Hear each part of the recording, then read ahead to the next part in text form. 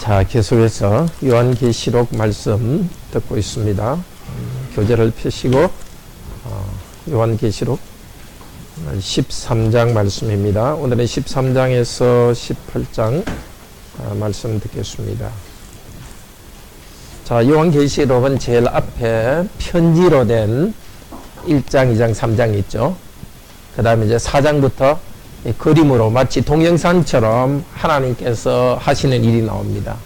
동영상처럼 하시는 일이 7개로 이렇게 시리즈로 뭐가 나오죠? 제일 처음에 나오는 게 뭐죠? 7개의 도장을 띄면서 책이 펴지는 거죠. 두 번째는 뭐죠? 7개의 뭐죠? 나팔들. 천사가 나팔을 붑니다. 세 번째는 또 뭐죠? 대접. 그것을 할 때마다 땅에 하나님이 심판을 하십니다. 7개의 도장 이야기가 앞쪽에서 6장에서 나오고요. 그게 이제 6장에서 8장 앞부분까지 계속됐고, 그 다음에 7개의 나팔이 이제 9장에서 11장까지 계속됩니다. 근데 9장에서 11장까지 되는데 가운데 있는 10장에서 15장 여기 있죠. 10장에서 15장은 이게 앞쪽 그 나팔하고 뒤에 나오는 어떤 하나님께서 진노의 대접을 땅에 쏟는 것하고 두 개가 다 연결됩니다. 그러니까 앞쪽 시리즈하고 뒤쪽 시리즈가 연결되는 것이 10장에서 15장입니다. 자, 요한계시록 13장 제목 한번 읽읍시다. 사단과 짐승에 경배하는 이 땅의 정치 경제 질서에 굴복하고 믿음으로 인내하며 분별하라. 자, 13장 1절에 보니까 바다에서 짐승이 하나 올라옵니다. 자, 이거는 실제 바다에서 짐승이 올라오는 게 아니라 그 동영상처럼 보여주는 거예요. 그래서 그걸 통해서 뭘 나타내는 거예요. 실제로는 이게 바다는 뭐냐면은 바로 앞에 있는 12장 17절에 보면 용이 바다 모래 위에 섰더라 이렇게 되거든요. 용이라는 것은 사탄을 이야기합니다. 옛날에 바다는 뭘 나타내느냐? 지옥이나 사탄이 있는 것을 나타내요. 실제 사탄이 있고 사탄이 이 짐승을 하나 보냅니다. 근데 실제 거기 있지만은 여기에 실제 바다는 아니에요. 바다라는 그 동영상을 통해 가지고 실제 사탄이 어두운 가운데 있다는 걸 나타낸 겁니다. 거기서 한 짐승이 올라오는데 이 짐승이 도대체 뭘까? 자, 그 다음에 11절에 보면은 또 다른 짐승이 이제는 어디서 올라와요? 11절에 한번 볼래요? 어디서 올라오죠? 땅에서 올라오죠? 바다에서 하나 올라오고 땅에서 올라옵니다. 자, 바다에서 올라오는 짐승은 이 동영상으로 나타나는데 이것이 나타내는 게 있어요.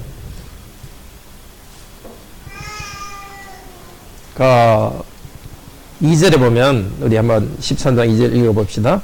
내가 본 짐승은 표범과 비슷하고 그 발은 곰의 발 같고 그 입은 사자의 입 같은데 용이 자기의 능력과 권세를 그에게 주었더라. 자, 머리에 참남한 이름이 있다. 참남이 뭐죠? 참남. 중고등학생 한번 대답해 볼까요? 참남은 욕한다는 뜻입니다. 욕하는데 특히 하나님에 대해서 욕하는 것을 참남하다 그래요. 영어로 blasphemy. 헬라도 blasphem이에요. 헬라에서 온 건데 하나님을 모욕하는 게 그 머리에 있어요. 그러니까 이 사람은 이 짐승은 하나님을 모욕하는 거예요. 근데 표범, 곰, 사자, 입 이거는 다니엘서 7장에 보면 이 짐승이 나와요. 이 짐승은 뭐냐면은 다니엘은 예수님이 오시기 전에 한 500년쯤, 600년쯤에 살았는데 그때 하나님께서 다니엘에게도 이 짐승이 나오는 모습을 보여줬어요. 표범, 사자, 또 곰이 나왔는데 네 번째 짐승도 나왔어요. 네 번째 짐승은 큰 힘을 가진 짐승이라 그랬어요. 이 짐승은 뭐냐면 구약 백성들을 괴롭힐 네 개의 나라를 말해요. 바벨론, 페르시아, 메데, 그 다음에 그리스, 요 네 나라를 이야기해요. 그러니까 여기 짐승은 다니엘을 통해서 볼 때 나라예요, 나라. 하나님의 백성을 괴롭히는 나라인데, 그 다니엘이 본 것은 네 마리 짐승이었는데, 이번에는 짐승이 한 마리로 돼가지고, 머리가 여러 개로, 모양이 다니엘에 나온 네 마리 짐승이 하나의 모양으로 된 거예요. 그만큼 큰 힘을 가지는데, 이건 뭐냐면은, 요한이 있을 때 그때 어느 나라가 제일 큰 나라였죠? 로마죠. 로마 제국을 상징해요. 그러니까 이게 복잡하지만 이 단순한 거예요. 로마 제국이 사탄에게 힘을 받아가지고 짐승처럼 성도들을 괴롭혀요. 근데 3절에 보면 죽었다가 살아났다 그래요. 어린 양 예수 그리스도께서 죽었다가 살아났잖아요. 이 짐승은 예수님이 죽었다 살아나는 것처럼 큰 힘이 있어요. 그러니까 이건 뭘 나타내냐면 로마가 망할 것 같다가 다시 일어나고 망할 것 같다가 다시 일어나고 이렇게 힘이 있으니까 사람들이 놀라가지고 이 로마를 갖다가 숭배해요. 근데 로마를 숭배 안 하고 로마 황제를 숭배하는데 그것은 그 뒤에 있는 사탄을 숭배하는 거예요. 4절 뒤에 보면은 누가 이 짐승과 같으뇨? 누가 능히 더불어 싸우리요? 이 표현은 원래 출애굽기 15장에 보면 하나님에 대해서 하는 말이에요. 로마가 큰 힘이 세니까 모든 이 세상에 있는 모든 사람들이 하나님처럼 이렇게 하는 거예요. 실제로 로마 황제 한 예수님이 세상에 오신 지 한 80년쯤 될 때 트라이안 황제는 자기를 갖다가 주님이요 하나님이다 이렇게 했어요. 뭘 문서를 써보낼 때는 우리의 주님이고 하나님인 트라이안 황제는 여러분에게 너희들에게 명령한다. 이렇게 하나님처럼 했어요. 자, 이 요한은 그리고 초대교회 성도는 이걸 볼 때 큰 위로가 됐을 거예요. 이 로마 황제가 자기를 하나님처럼 높이는 게 이게 갑자기 된 일이 아니라 하나님께서 이를 알고 계시구나. 자기를 하나님이라 하는 저 교만한 것 하나님 알고 계신다. 그리고 그 다음에 5절에 보면은 짐승이 참난된 말을 하는 입을 받고 42달 일할 권세를 받으니라. 이 받으니라 이게 원래 뜻은 주어졌다는 뜻이에요. 주어졌다. 자, 하나님을 모독하고 자기가 하나님처럼 하는 그 힘은 주어진 거예요. 성경에서 주어졌다. 이걸 뭐라 그러죠? 능동태라 그래요? 수동태라 그래요? 수동태. 성경은 수동태는 하나님이 그렇게 했다는 뜻이에요. 그러니까 로마 황제가 자기가 하나님처럼 높이고 또 자기를 신으로 받들지 않은 그리스도인들을 핍박했어요. 그렇지만 그 힘도 하나님이 주신 거예요.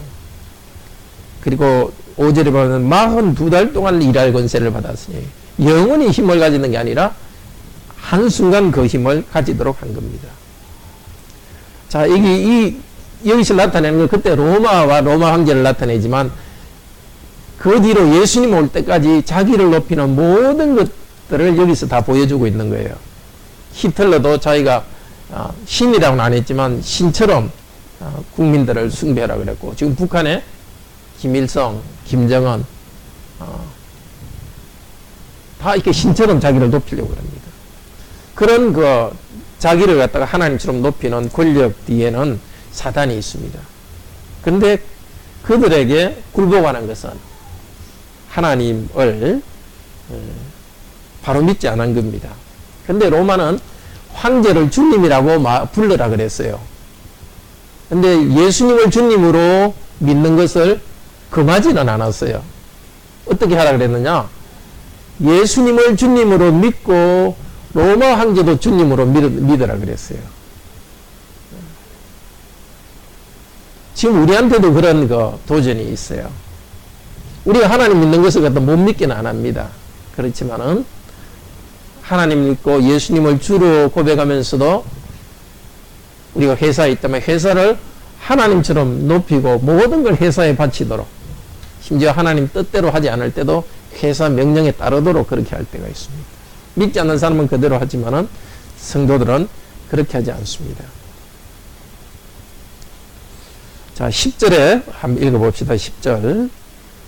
사로잡는 자는 사로잡힐 것이요 칼로 죽이는 자는 자기도 마땅히 칼에 죽으리니 성도들의 인내와 믿음이 여기 있느니라. 이렇게 하나님처럼 왕이 높이고 또 성도들이 로마 황제를 주님이라 안 할 때 감옥에도 갇히고, 자, 사로잡은 자는 사로잡힐 것이요 감옥에 갇혀야 된다면 감옥에도 갇힐 것이요 죽인다면은 그냥 죽임을 당할 것이다. 이런 고난 가운데 성도들은 인내하고 믿음을 가지라고 격려합니다.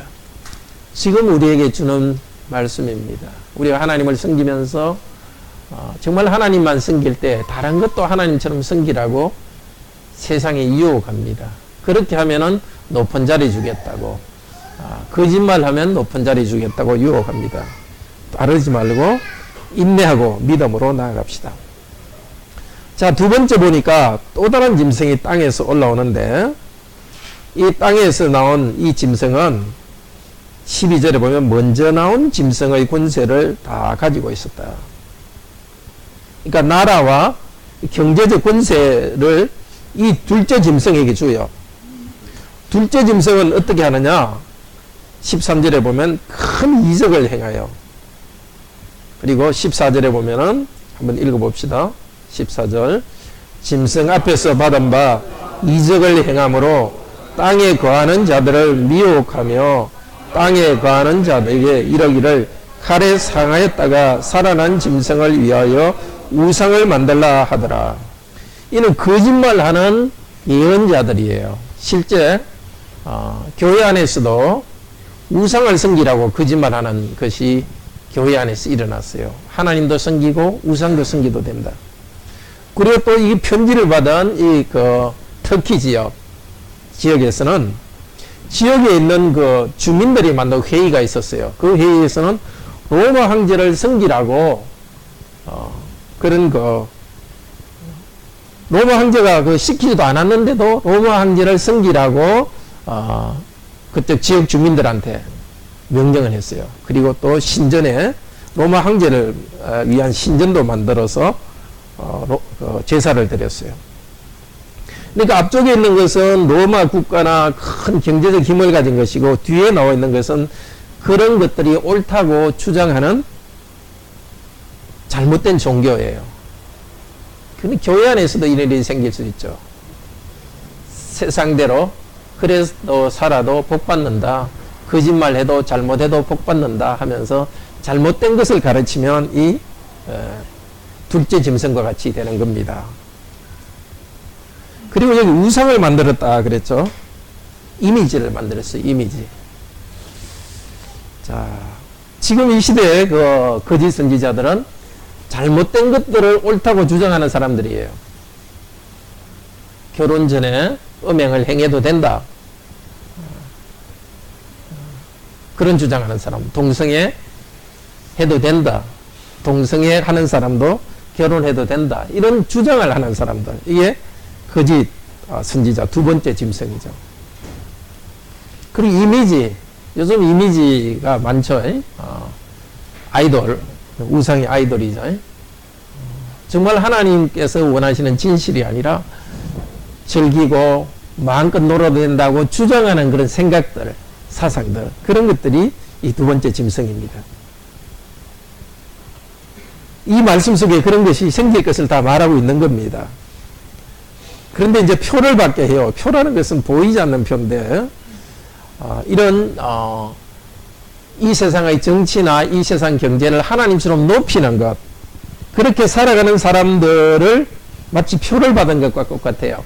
하나님을 섬기는 우리는 세례받았고 성찬을 받았죠. 세례와 성찬이 마치 표를 받은 것과 똑같잖아요.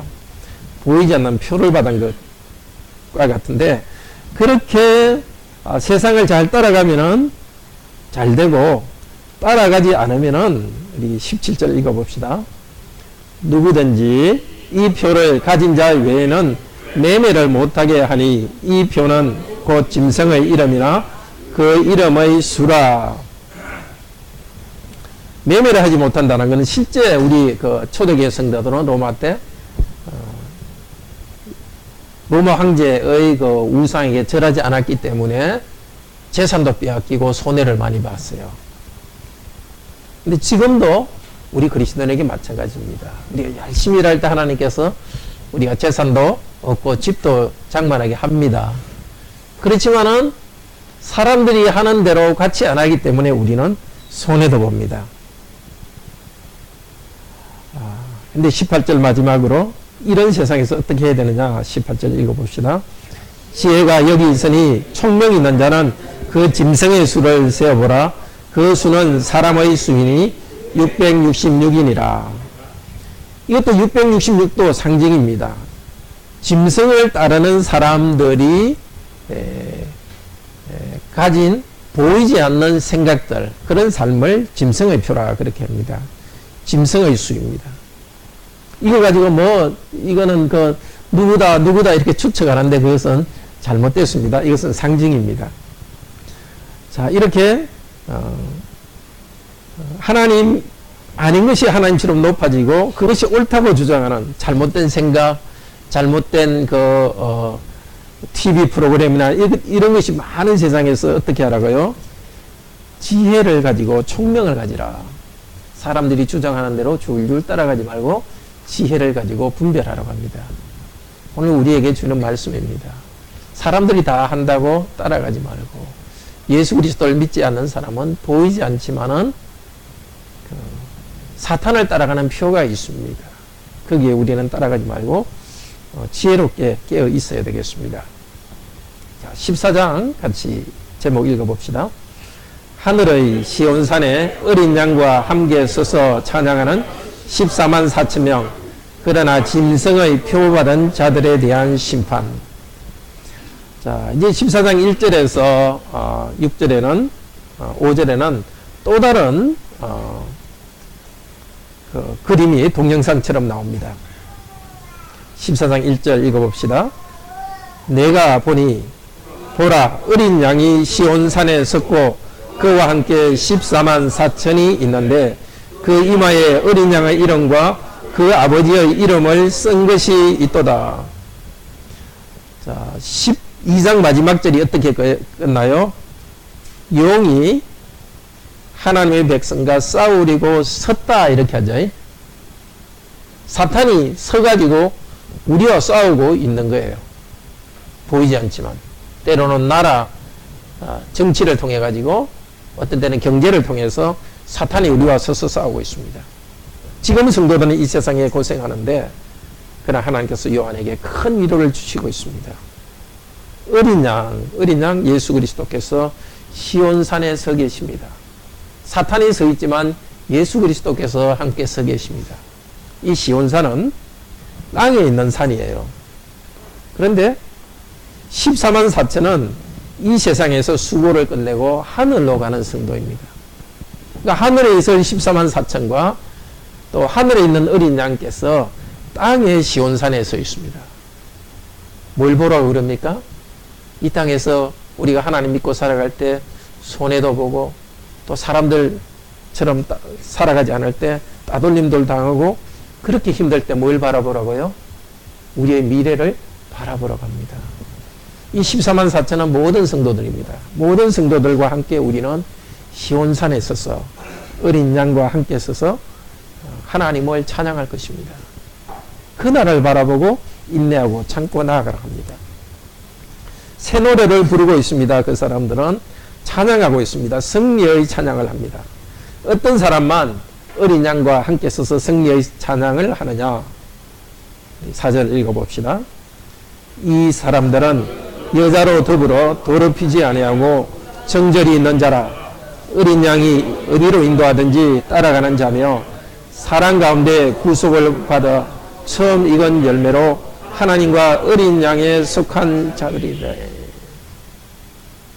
마지막에 어린 양과 함께 찬양을 부른 사람들은 여자와 더불어 더럽히지 아니하고, 여기 여자라는 것은 나중에 나오지만은 음녀, 하나님이 아니라 우상과 가까이 가는 그런 그 음에 가는 세상의 권력들, 세상의 세력들을 음녀라 합니다.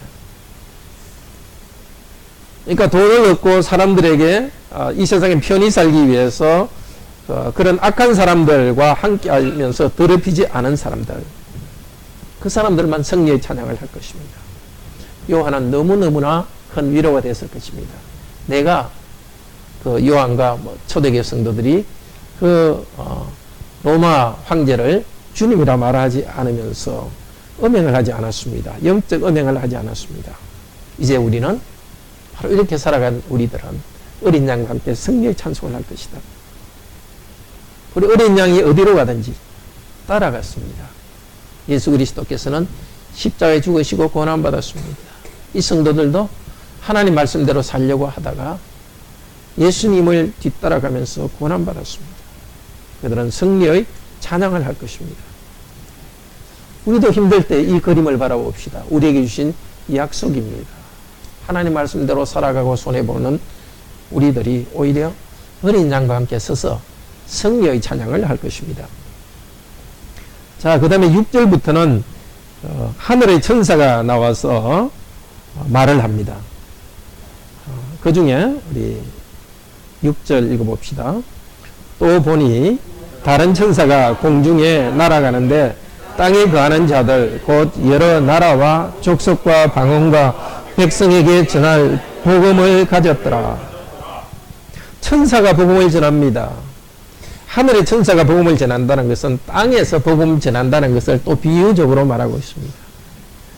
근데 땅에서 복음을 전하는 복음은 백성에게 전할 복음이라 했는데, 여기는 백성에게 전한다도 되지만 백성에 반대하여 전한다는 말도 됩니다. 이 복음을 듣는 사람들에게는 구원이 있지만은 이 복음을 듣지 않는 사람에게는 심판이 있다는 복음을 전합니다. 자, 천사들이 심판이 있다고 복음을 전합니다. 그리고 세 번째 천사가 복음을 전하는데 그 내용 중 한번 봅시다. 자, 11절 읽어봅시다. 그 고난의 연기가 세세토록 올라가리로다. 짐승과 그의 우상에게 경배하고 그의 이름의 표를 받은 자는 누구든지 밤낮 쉼을 얻지 못하리라 하더라. 자, 짐승에게 경배하고, 짐승은 뭐죠? 사탄을 따르는 그 나라나 어떤 경제, 그것에 하나님 말씀을 어기면서 경배한 사람들은 밤낮 쉬지 못하는 불에 타면서 큰 고난을 받을 것입니다. 이 경고를 우리도 받도록 합시다. 우리도 그냥 하나님만 믿는 게 아니라 좀 거짓말도 하고 그냥 잘못도 조금 해버릴까? 그때마다 이것을 기억합시다.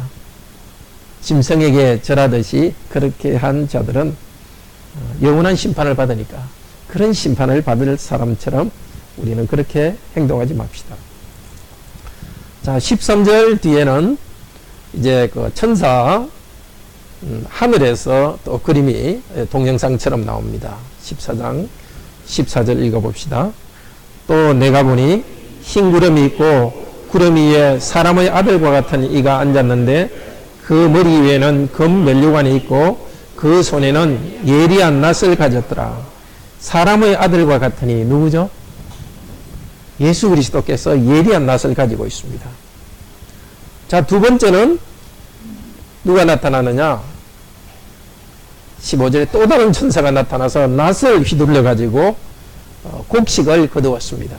세 번째 천사는 포도를 갖다 거두어서 포도를 쭉쭉 밟아라. 포도를 밟으면 피가 튈 것이다. 자, 이건 뭘 나타내느냐?